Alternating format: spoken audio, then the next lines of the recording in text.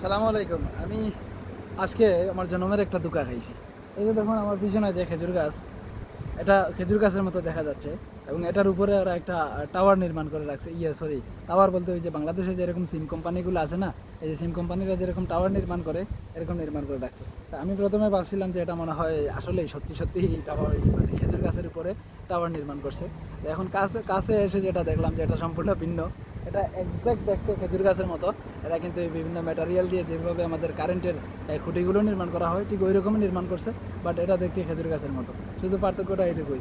আমি প্রথমে ভাবছিলাম যে এটা মনে হয় হচ্ছে টাওয়ার নির্মাণ করছে, সরি, খেজুর গাছের উপরেই জ্যান্ত খেজুর গাছে টাওয়ার নির্মাণ করছে। বাট এটা আসলে ফেক, একদম অবিকল খেজুর গাছের মতো। এই যে তার খেজুর গাছের মধ্যে যে ইয়েগুলো আছে, এই যে পাতা, সব কিছু মানে অবিকল খেজুর গাছের মতো। উপরে তার টাওয়ারের যে মডিউলগুলো আছে এগুলো বসাই রাখছে।